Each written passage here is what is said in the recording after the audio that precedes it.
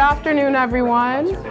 Thank you so much for joining today for an exciting, human-centered conversation on some topics that are really meaningful to us. We're so eager to not only shed light on what it looks like to be an aspiring podcaster and a seasoned podcaster, but also we want to hear your curiosities and your perspectives. So I hope that the next hour feels very light and liberating and loving, because that's really all we're here for, right? Exactly. So I'm your host, M'Balou Camara. I'm a lover of flowers and pleasant scents and collective laughter. So please do laugh when things are funny. And I'm honored to be here with you all today. My dream is to launch a podcast by the end of this year. It'll be called Reflex, and it is going to highlight the voices of artists and arts advocates of the African diaspora as they speak about how the art improves and connects their lives. I want to start off first by thanking the Maryland Citizens for the Arts team for creating this space, this platform for us to connect and engage freely in a conversation. I'm sure I don't speak for myself when I say that we're really grateful for this opportunity, especially at a time when the arts are becoming more challenging to uplift. But again, I'm so grateful to be from a state, Maryland, where we are not censored, so you will see that today. We are really grateful for the Maryland Citizens for the Arts team. We don't take this for granted, so thank you so much for having us here. I also want to thank UMBC. UMBC is my current employer, and it's also Rob's side employer. Rob has many hats. Too many, some might say. It's also my alma mater. I graduated from UMBC with my undergraduate degree 10 years ago, and this is professional development day for me. So any job that allows me to do what I love and still pay me is not a job to me. It's actually soil that allows me to grow. The last person I want to thank, or the collective that I would like to thank, is 627 Strategies, which is a public speaking coaching firm that was founded by a close friend named Rhonda Henderson, who could not be here today. Rhonda is a DC native, an educator, and a creative entrepreneur who I'm so grateful and blessed to know and to have learned from. So a moment of acknowledgement. We are tuning live today from PG County Community College in Largo, Maryland, which is situated on the unceded land of the Piscataway people. And while we as Black Americans, our ancestry points to the African continent, we do acknowledge that the land that we are gathered in this moment was previously homed and cherished by Native Americans. We are mindful of this, and we move about this space being mindful of that, and we'll continue to be mindful of that past, present, and future. And now for our guest today, Robert Lee Watkins. Yes, I said that in his full name. Junior, right? Yeah, Junior. Junior. Esquire. I will start and end with your full name. Rob is a Baltimore City, Charm City native, as well as the executive producer and host of The Truth in This Art. Yes. Since 2019, Rob has spotlighted over 800 conversations with individuals in the arts and creative space in Baltimore and beyond. And in 2022, his work was recognized as the best podcast in Baltimore by Baltimore Magazine editors. Yes. I realize I'm saying Baltimore a lot. Yeah, you get. Oh, thank you. But you got to say it exactly like that, though. I will keep doing my best. Please do. So Rob is also a passionate educator. He has instructed at the Baltimore School for the Arts. Yes. At the East Baltimore Historic Library. Yes. And currently teaches at UMBC, University of Maryland, Baltimore County, in the Community Leadership Program, which you will hear more about today. Rob is a veteran podcaster with nearly 20 years of experience in podcast production. Rob is a mentor, a collaborator, an instructor. An Aquarius. No. Oh. Just put that in there. Just put it in there. An Aquarius talking to a Scorpio. Oh, gosh. And Rob is a friend to me. Today he is in the guest seat, the hot seat. Yes. We're flipping the script. Yes. I hope you're ready. I am not. It's very rare for me. Please help me in welcoming Rob. All right, Rob Lee. Yes. How did we get here? I know that you took the MARC train today, and you typically don't take the MARC train, right? No, I spend way too much money and take the Amtrak. I do the Acela move, right? Because I'm bougie that way. But you know, now with like no funding, right? Like I'm eating asparagus and popcorn. So I'm like taking like the MARC like a civilized individual. Okay. Well, welcome to the MARC world. To offer everyone here an understanding of what actually brought us here today, Yes. here in this moment, let us reflect on the people, the experiences, and the moments that made it possible for us. So with that, I'd love you to talk about how the relationships and shared experiences and movements really influence the way that we think about support. I'll let you start us off. Yes. So when I think of support, right? It's just starting off there. Oh, yeah, that's fine. My class. It's great. It's year one of the class that I taught at UMBC. I'm at year two, the Electric Boogaloo year. And I think in doing these interviews and these conversations, sort of the goal is it's not really about how can I get myself over, how can I show how good or whatever I am. It's more so like helping facilitate someone sharing their story. That's always been what's baked into this podcast that I do. And I want to say probably last year, maybe the year before, I was really curious about how can I take some of the skills that I have and maybe help other people share their stories and maybe be behind the mic. And instead of just being a guest of mine, you know, I've done so many interviews. I can't interview everyone. Several people are in this room that I've interviewed. They're in here. But being able to have the opportunity, there's a baller right there, have the opportunity to have sort of this next generation of podcasters sharing their own unique stories and their own interests, I felt like that was one of my ways of showing support and helping to develop a community of new media makers and sort of diverse media makers. So, you know, support, that's been in the conversation much more clearly in the last few years, especially even the way that I'm approaching the podcast this season. I've been asking those questions of folks. A lot of folks I'm interviewing again, so second interviews or third interviews, and asking questions of what does support look like outside of maybe monetary means, outside of sort of opportunities, but having a broader sense of what support can look like. So it's important. It really is. And you spoke of one critical piece of what connected us and Yes. what brought us here. There are other experiences as well, right? Yes, yeah, there are. Let's co-story tell here. Please. Yeah, after community leadership class, where was the other experience that brought us together? So there were a few instances that come to mind. Community-oriented events, like at Hopkins. I believe there was It was what's called the Inheritance Baltimore Conference at Johns Hopkins University in November. You put me onto that one. I had no idea, and I was like, oh, I can learn something. This is great, and just kind of being tapped in, because a lot of times you have a sense of what's right there in front of you, and you can miss things. So you sharing that with me was really, really cool, really paramount. And we kind of started building that, I think, a bit of, all right, what do you got going on? What's interesting? And kind of sharing that. Another thing that comes together, one of our fellow students in this class, Yesenia, who eventually was on the podcast, she had a community event in Creative Alliance in Highlandtown called Tea and Keatsley. You volunteered there. I showed up, and it was just a really cool cultural event. I'm like, oh, okay, everyone's together right now. We're getting together, and it was just really cool to see my students. You know, when I say my students, my kids.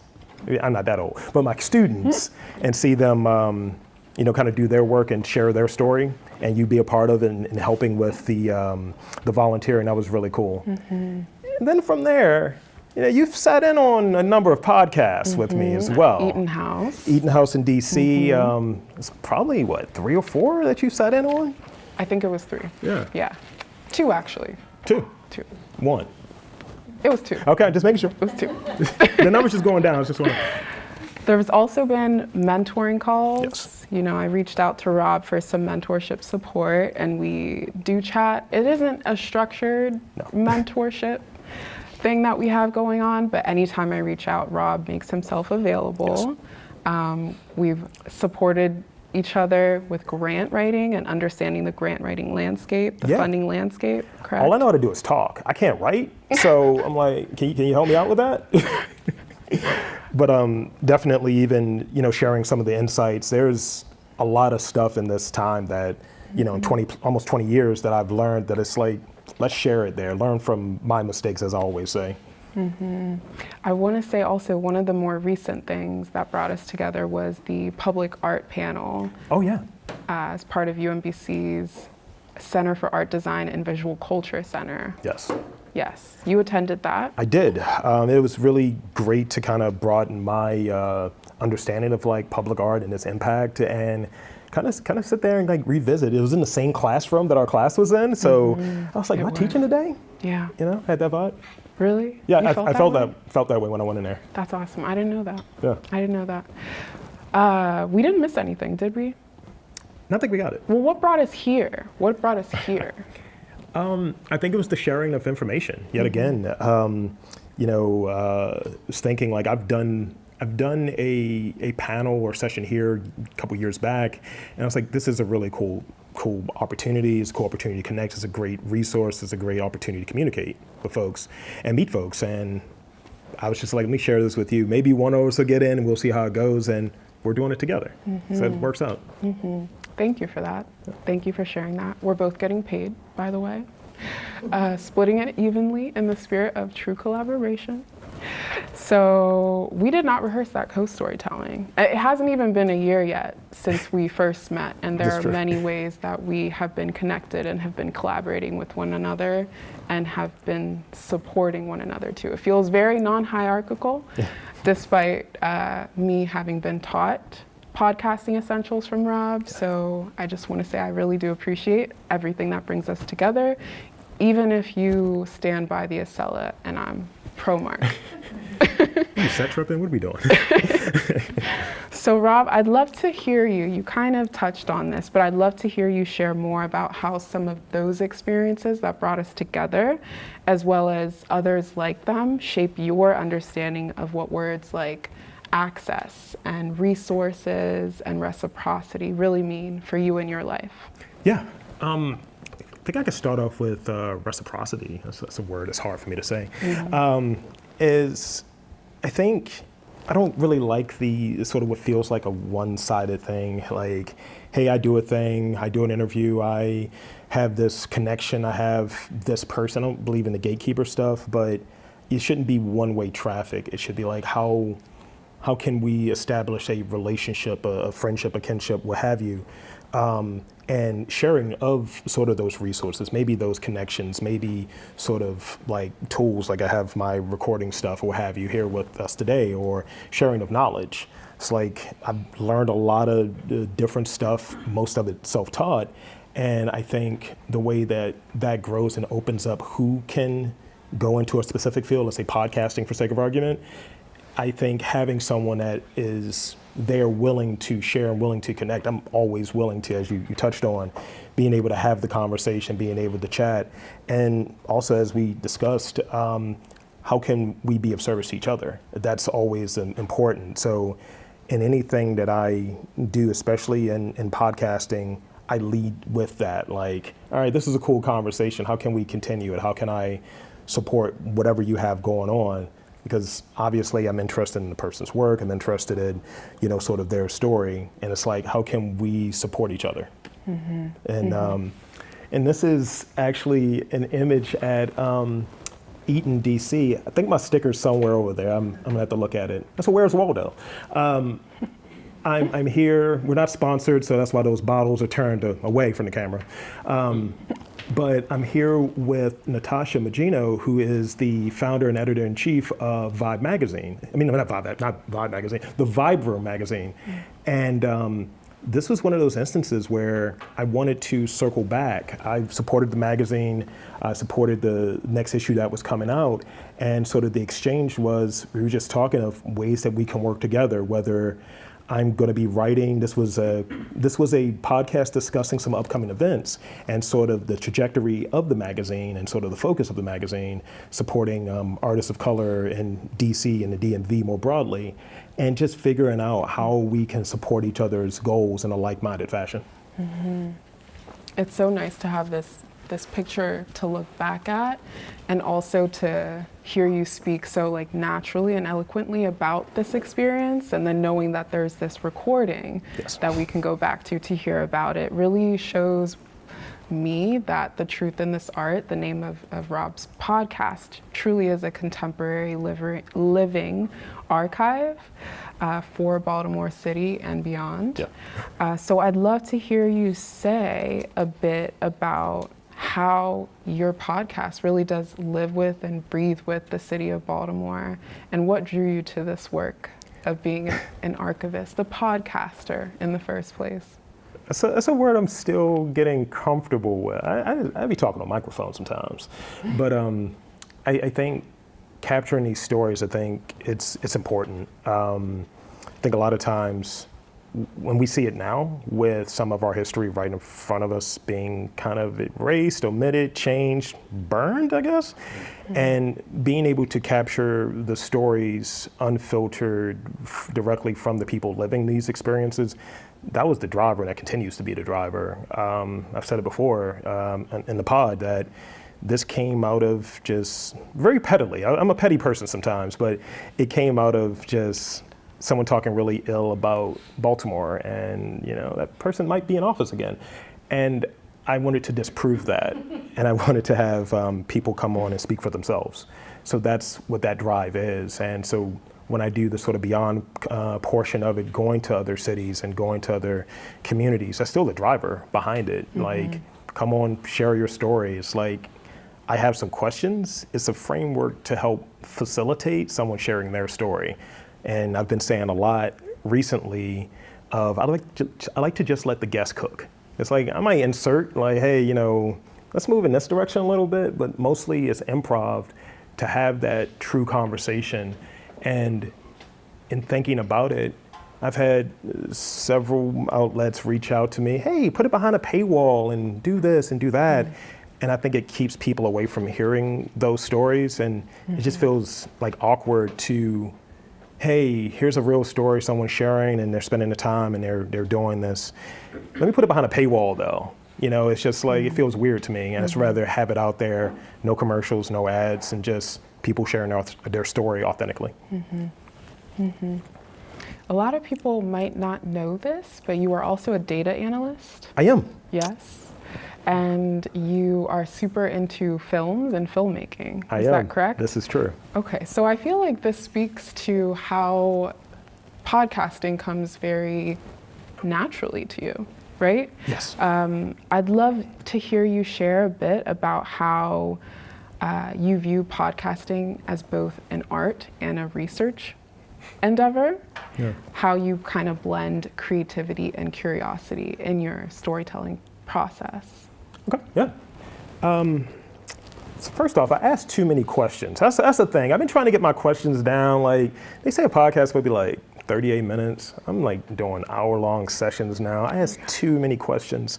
But I'm curious. I'm curious about the thinking that goes into someone's work, not purely what was the brushstroke here, what was the, but it's more so what was the thinking. Mm-hmm. And what are those experiences that go into the thinking that ultimately ends up on that canvas, ultimately ends up in that movie or what have you.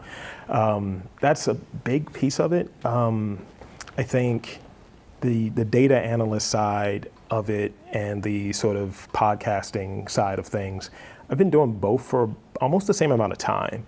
And it was at one point, back during my early my early period of working at Johns Hopkins, I applied for a job that required a podcasting background and a data analyst background. I was like, yo, I got this. Oh, wow. It was for you. It was literally for me, right? And here's the thing. I had a hair at the time, right? And I was living a wild life. I had like earrings. I was telling you about this a second ago. I had earrings, I had hair at the time. You said a mullet? Yeah, not for the audience. Oh. But I was out here, and I remember applying for the job, getting the interview, and I just remember I shaved everything off, got rid of the earring. Just let me be conservative, Rob. I showed up for the interview, got past the first round, ultimately got to the second one, did get the job. And I was just like, no, you got to stay true to yourself, and you have this sort of balance of this side, find ways that they work together, and it's kind of two minds. It's like I have a creative approach and an artistic approach with how I do my podcast and how I go about it, from the editing process to some of the artwork, the thinking that goes into it. I don't at any point say, hey, I'm an artist and I'm on the same level as a visual artist or someone that's like has really strong and high level like artistic merit.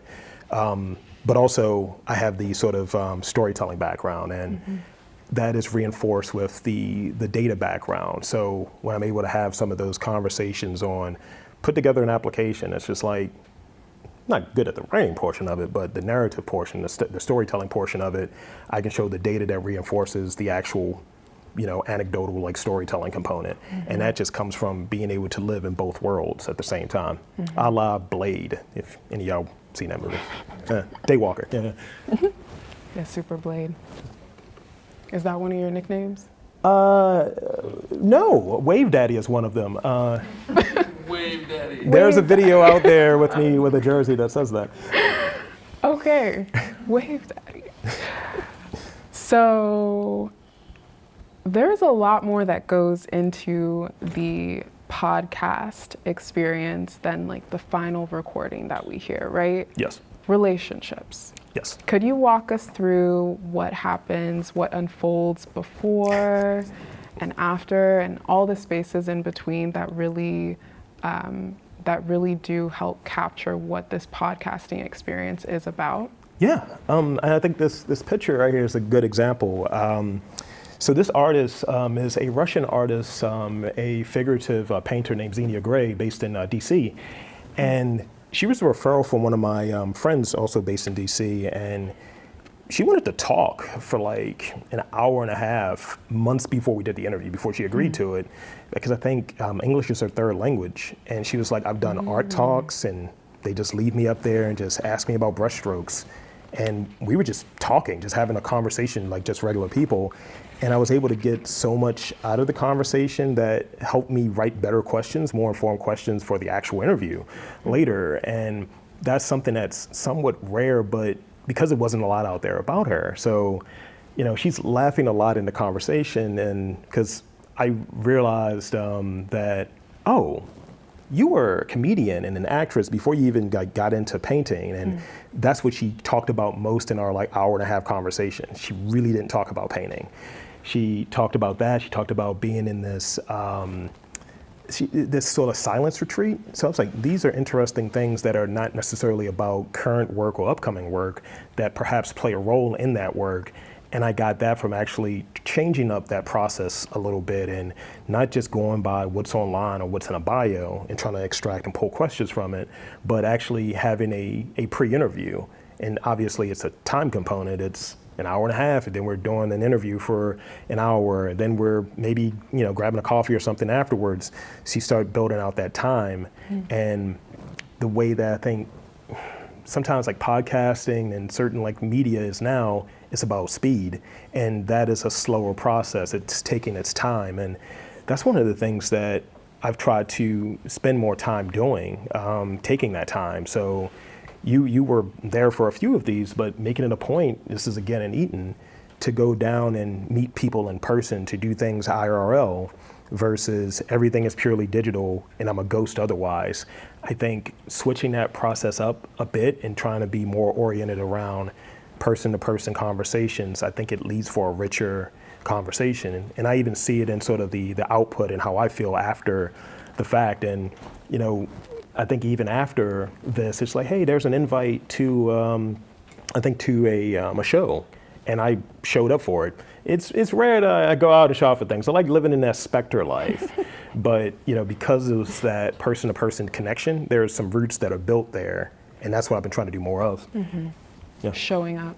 Yes. Showing up, yes. Use the term IRL so that we're accessible to everyone. That means in real life. You think it's in, no, yeah, no, you're right, it is in real life, yes. So you've touched on this a bit, but over the past year that I've known you, less than a year actually, you've opened my eyes up and my mind to the textured experience of being a local podcaster. And so I understand that we live in a society where sometimes marketing or connecting, networking with people in this role, it is not always easy. Yeah. So I'd love to hear you share about some of the unique challenges that you've been navigating as a podcaster rooted in Baltimore, and what are some ways that you've overcome that? Yeah, I think like the podcasting and the media scene in Baltimore isn't the biggest. It's one that's developing. It's one that it's limited space, I guess.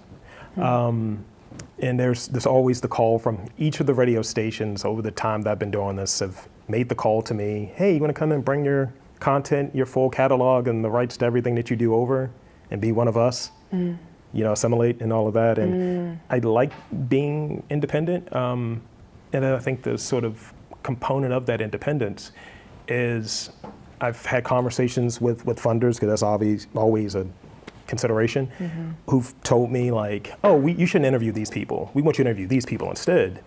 And I was just like, nah, I'd rather not. Or there may have been panel discussions where, oh, can you leave all of the Trump stuff about your story and maybe say this is why you got started? So changing fundamentally the whole ethos of why I do what I do feels weird.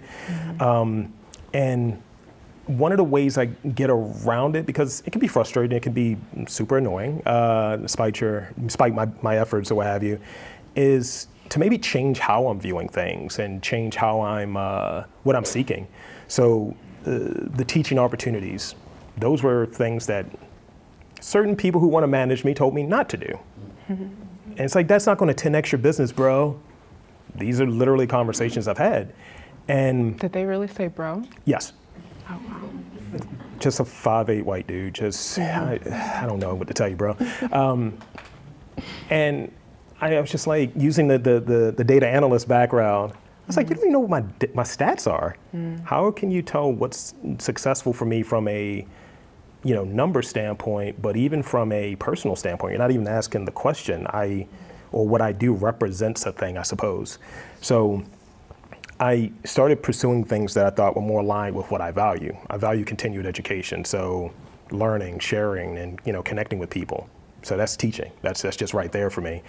But some of the other things, it's trying to bring those resources back. I was earlier this year. I was in the On Air Fest in Brooklyn, New York, and was able to go up there. Had to figure out money to go to Brooklyn for a 3-day convention, with no funder, nothing. And New York's not cheap per se.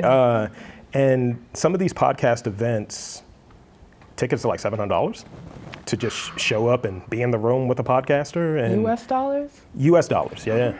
And then there's the, hey, Deezus or Miro is going to have their own special podcast, which is an additional $150 if you want to attend that. So it's a cash grab in some of these instances. And I kind of knew it, but I knew I needed to be up there at least to have that experience, to be around other podcasters in different markets.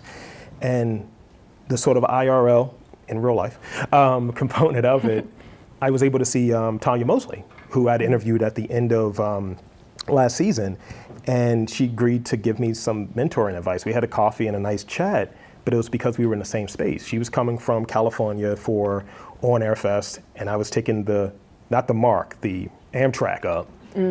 I couldn't afford to sell it. It was real tight then. But taking that up and being able to have this conversation that the value of the conversation would not have worked via Zoom or phone. It's like we were sitting there person to person, just shooting the breeze, but really connecting things in a way. And she almost convinced me to move to LA. That's how deep the conversation got. Yeah. LA? I'm not moving to LA, Okay. especially not now. Right. But yeah, not moving to LA. We love LA. We do. It's super hot there. Yeah, happy you stayed. So I'm sure maybe even your interaction with Tanya Mosley inspired you in some ways. You know, mentors are huge sources of inspiration. I'd love to hear you share about one or two defining moments of inspiration for you in your life. Maybe they happened conversing with one of your guests on your podcast. So could you tell us what it felt like, what it sounded like, what it smelt like? Just like describe it for us. I'm a lover of pleasant scents. And how did that moment of inspiration meet you where you were in your life, and where did it take you? Like, where did it lead you? Trying to really get a sense of what inspiration looks like. How do we measure that, you know? Yeah. It's funny, I've been working on a question around like inspiration and aspiration. But two things that come to mind. I'll start with the smell, the first one.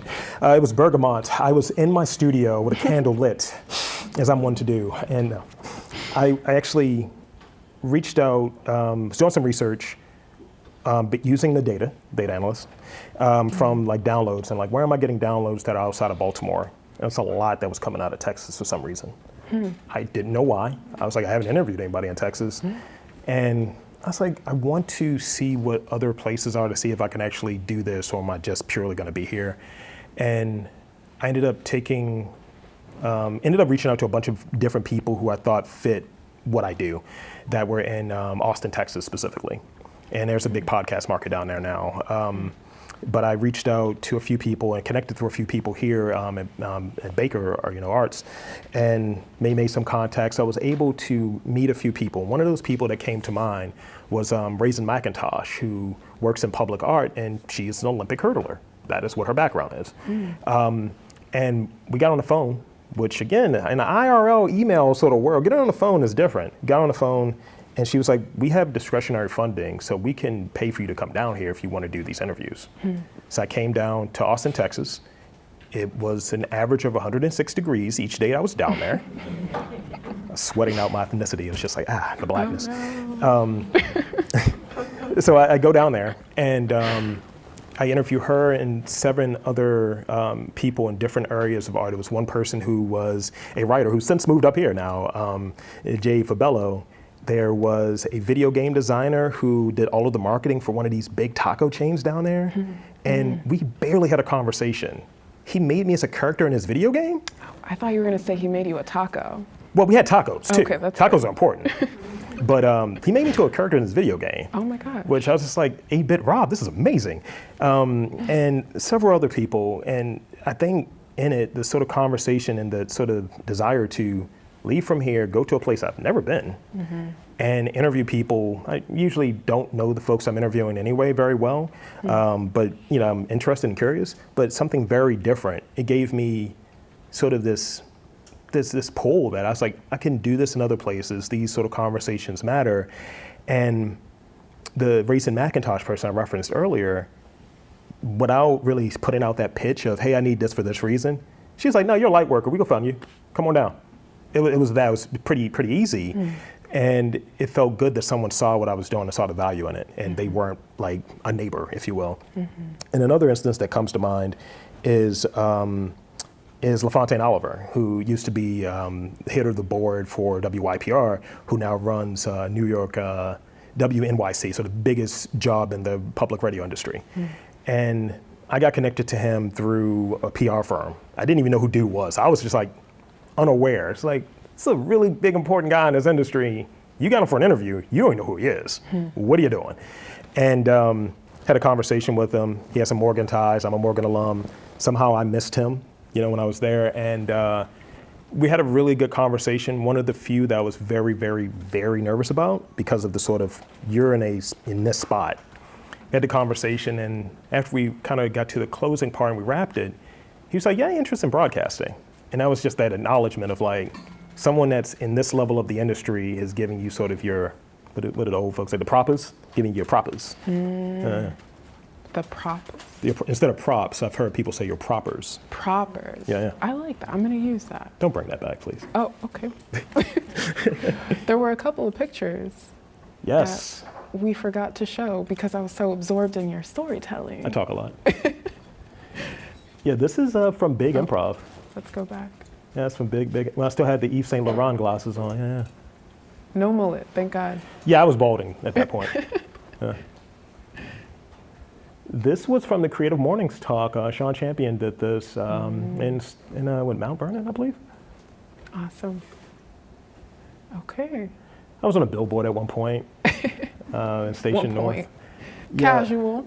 That was the it was the first year of New Next film festival, and I'd interviewed two of the filmmakers who did this movie about the carpet industry in Georgia. It's called Carpet Cowboys, and they saw me for the interview, and then they see the billboard when they're there further. It's just like, so do you run Baltimore? I was like, no, I do not.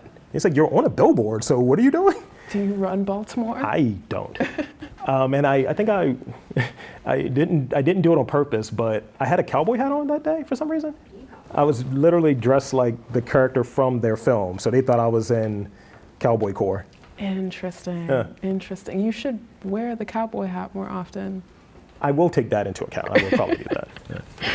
So I'm going to repeat this one more time for the people in the back that may have not heard the first time. Sure. More than 800 recorded conversations. I think earlier today I heard you say 890? Yeah, 890. Since 2019. Yes. I'm trying to wrap my head around that, like mathematically. So if we were to quantify that in terms of talking hours over the past 6 years, that means that you've been in conversation longer than you've been sleeping. So do you like talking and listening to people more than you like sleeping and dreaming? Yes. One could Yes? say I'm living my dream, so Okay. yeah. So, Okay. I made it sound pleasant, didn't I? Okay. On a serious note, Yeah. I am curious to know what you hope your listeners walk away with when they tune into The Truth in This Art. How do you see your podcast as contributing to social change or just community impact? I just hope it opens up the aperture a bit, that folks kind of extend what the idea of like art is, who's an artist, whose work matters, whose story matters. That's sort of the main thing, and it's been there, and I hope to, with sort of the overall contribution, I suppose, to just add to the conversation, to be a part of it, to be, you know, maybe a chapter in a really, really, really long book for some of these folks who have come on the pod. Yeah. An 80 conversation long book. Yeah, a very, very long one. 800. Coming up on 9. Yeah. Very long. So looking ahead, what would meaningful support look like for you? We've talked a bit about support through, you know, the ways that you've engaged with others, the ways that I've engaged with you, what brought us here. So if you could imagine an ideal support kit, Yeah. what would be included in that? Lots of coffee. No. Just, you know, being engaged with the content for the most part. I always say this in the pod, it's money is too easy. We all need funding. That's sort of a common thing, right? But sort of being engaged with the content, listening, you know, having some thoughts, having some, sharing it with folks. That's sort of the main thing. That's how it gets it out there. And I think, as Chaotic Couture said on a most recent interview that went out, it's just like having your name out there in these different rooms is important. Yeah. So that's what support looks like. It's a very low lift, but I think that's what matters to me. Yeah. I feel like that's what's happening. That's what you're receiving. Yeah, I think so. So now I'd love to open it up to the audience to share any questions or reflections that you might have. I think we have some time for, we have time for like maybe 3 or 4. So feel free to jump in if you have something on your mind. Yes. So my name is Tiffany Carpentier, and I once started a podcast on the Creative Healing Connection, and I didn't know if you had any any advice for somebody who's just getting started into podcasting? It's a new world for me. I've done everything live. I've spoken on stages, but the whole, how do you attract your audience? How do you get ready for that first, Yeah, I think a few things that I kind of touch on is, what does 10 episodes look like? What does 15 look like? Having sort of a number. A lot of times we have really good ideas. I've done some myself. And it's like, yeah, I can really do this every week. I couldn't keep up with it. So having something that I think if getting started you can commit to, and then sort of the audience gets built up through that consistency and, sort of that relevance and reaching out to the right people. I think that helps, but I think being able to be consistent and have an opinion and sort of work that you want to make continually.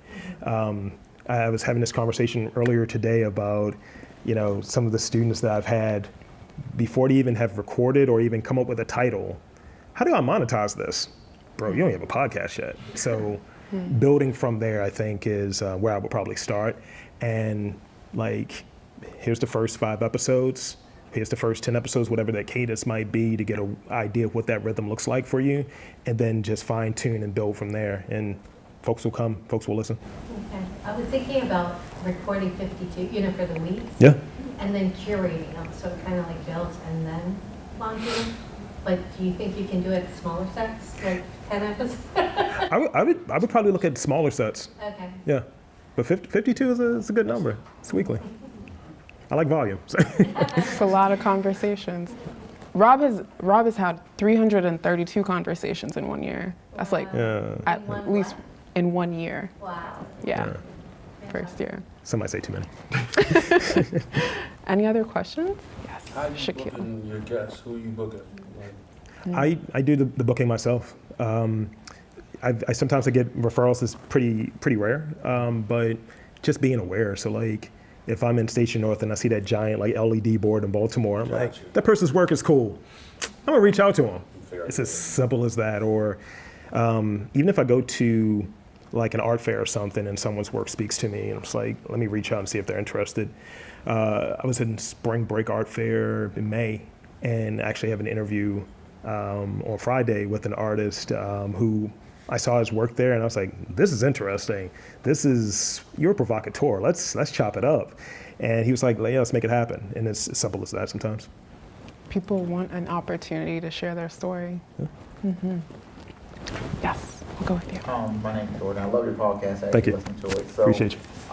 My question is, how do you ever quantify maybe a loss that you've taken in the podcast game, what you think that you didn't do your best or something like that when you're interviewing people? I know it's them telling their story, but from your end, maybe it's, I don't know, your everyday operations that you quantify that you can improve on. I'm just curious in your, in your field. It's all losses. No, never lost. Yeah, I think about that on occasion when I get an insight from someone, especially in sort of publishing or in public radio. One person that comes to mind was Harag Vartanian, who he's editor-in-chief of Hyperallergic magazine. And he was like, you should probably do less. He was just giving me just advice. He's like, you should probably do less, spend more time in some of the research. And it wasn't a criticism as much as just maybe change how you're going about your work. He's like, curiosity and energy and sort of your bandwidth is driving a lot of it, but you're going to burn yourself out. And so I start thinking of things in that way.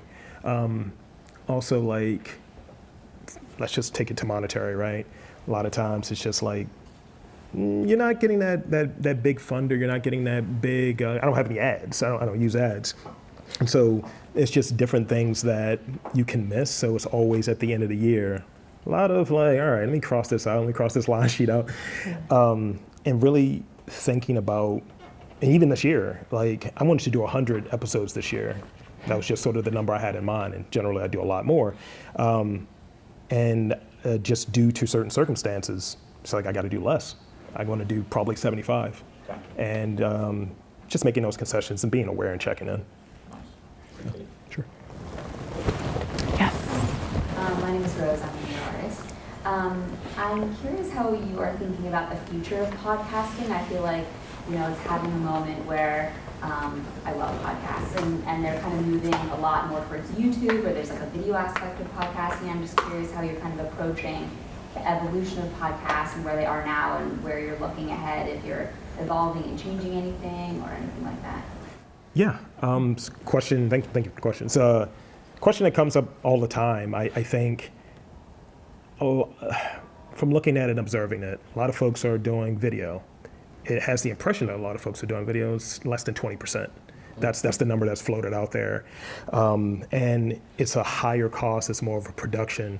And this is literally, I think our topic from last week in my class of, are you doing a podcast or something that's meant as radio, or are you doing a production? If you're doing a production, then let's turn that episode into $7,000 to $8,000 per episode versus something that's probably easier to do. So that's a consideration that's there. I've thought of doing sort of the video portion. I've done a few of the video episodes and then having the audio accompaniment with it as well. And that's gone well. I've done some at just different landmarks in Baltimore, but the number's almost identical. So it's something that I'm looking at, but I think the rollout, the layout, the volume would be a lot different. But it is something I think is in the near future that I want to spend more time doing. I want to do more of the video ones and maybe shift the sort of format a bit, because I think there's a lot to be gained there. Mm-hmm. Maybe more in person, like in this format too. Yeah. Right. This is super intermediate, by the way. Like a lot of things had to be clipped and plugged in. A lot of things are moving right now, but we made it work. We're making it work. Yeah. And that's what podcasting is about, really. Right. Making it work. Right. Any more questions from folks in the audience? I have a question. Yes. Do you publish every interview you do, or does it ever, have you had a moment when maybe it didn't go quite the way you expected? What's the obligation to then publish? That's a good question.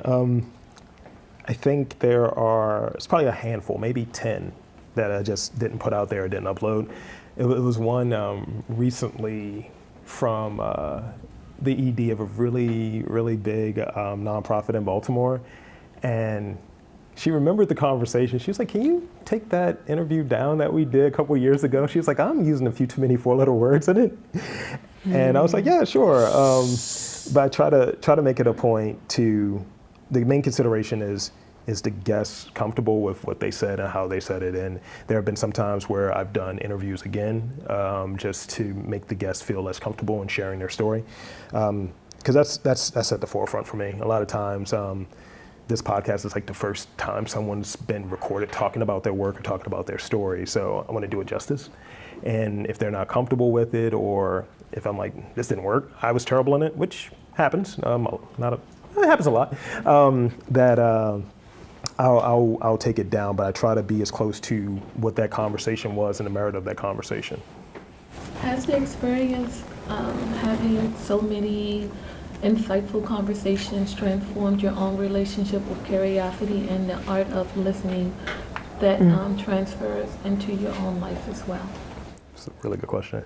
Yes. I joke about this a lot in the pod, that I'm only having these conversations with people to make myself sound more interesting, because I am boring.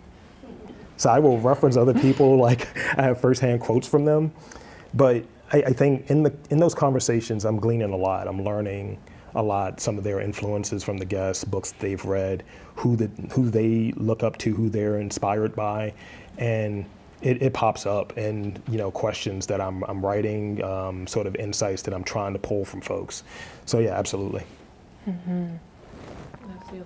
I love that question. Thank you for that. Yeah, the art of listening. And there's also an art of conversation, I feel, that you spoke of in the Podcasting Essentials course. Could you tell us a bit about how conversations often feel like an art? Like there's an art to navigating that aspect of the human experience? Yeah, I'll reference the Xenia Gray interview again. I go through, I have between 6 and 10 questions that I really want to ask, and I have like rapid fire questions that I ask as well, which some folks like them. And in it, we're talking through it, and I have all of these really like wordy, insightful questions about theory and color and all of that stuff in her work. And at a point, I was like, I asked this didn't really go, or maybe she answered 2 questions in that one response. So I'm improvising as I go along and tweaking as I go along. I'm almost editing while I'm going about it. One of the things that I think I stressed in the class, and I stress in the class currently, is editing on the fly. It's just like, it saves you, sort of that post-production editing, which I think the more you're touching something after you've recorded it, you're moving further away from what the conversation was. You're trying to polish it a little too much. And one of the things that just felt really cool to hear from Xenia is that, thank you for the conversation. You make me feel like a human. Which she was like, I've done all these art talks and they're asking me about all these different things, and it was very scripted, and the person didn't have a follow-up, or the person didn't have anything passed. So this work here was about this and that. It's just like, that way of being able to tweak on the fly and improvise on the fly. I think you're able to keep a conversation going in that way, and that's one of the things that, due to the probably 1,000+ hours, you mentioned I got more recording hours than sleeping hours that I've learned. Wow, I feel like there is something to giving artists a chance to speak, like to use their voice, because not all artists are voice artists. Some are visual, some are choreographers, and giving artists a chance to speak, use their voice, even if English is their 3rd language, still like shows so much more of who they are as a human. I can see that, how she was grateful for that. Yeah, it's one thing I've heard from a few different people. It's one artist that I had on, Ariana Viviana, who was a re-interview. I had interviewed her a couple years ago when I was going up to Philly every week. And she mentioned in the conversation, and she followed up from the initial time when we spoke back in September of 2023, that she was in a bad space when we did the initial interview mentally. She was just like, I don't think I'm going to be long for this world. And she shared that in the conversation. And she was like, that was the beginning of her art story. And she went out of her way to share it in this most recent interview. And she was like, I'm so much more comfortable in talking about my work and talking about my mental health at that standpoint. And I was almost like ill-equipped, because that wasn't a question or anything that I was expecting. And we were able to navigate through that and not be thrown off in the conversation, because it was honesty, it was truth in that conversation. And when we were closing up, she was just like, when she shares the podcast with folks, she was like, yeah, I'm talking with the homie. I'm referred to as the homie, and it's like, we've had 3 conversations in the span of 3 years, so cool. I guess that's a connection there. Wow, so homie is your 16th nickname? It's up there, yeah. Oh, wow. Wu-Tang member, it's great. Okay, so Rob, before we let you go, I heard you mention your rapid fire questions, right? That you offer every guest at the end of your episode. I do. So we have what's called the Reflex round. Got the stretch? I feel like here I should have put that, that emoji, is it brown? No, it's a purple emoji with like these devil ears. Okay, yeah, I like it. The sneaky emoji, I should have put that here. Matches the suit. Oh, you're right. You're right. So for the next 2 minutes. Okay. 2 minutes is all you have. Here. I will give you a series of deep questions that you must answer in no longer than 1 sentence. I know this is going to be very difficult. I'm here for it. And remember, it's a reflex round, so that means that we want to hear what comes to mind. Okay. Okay? Deep thoughts, quick answers. Are you ready? I'm ready. Okay. If your life at this stage was a movie genre, what would it be? Rom-com. What does it mean for you to truly be free? Being open, receiving. Okay. What question has the world been asking you at this stage in your life? What's next? What's the hardest thing about truth telling? Sometimes you're not appreciated for it. What are you most afraid of? Escalators. Y'all laughing. This is true. I'm with you. So you get it. What was your childhood dream job? Astronaut roboticist. Okay. This is true. I believe you. I mean, truth in this art. You gotta speak truth. This is true. What are you most curious about? It's gonna sound gauche. People. Seriously, people. Like humans? No, like make-believe people, like Oh, the okay. ones that ain't.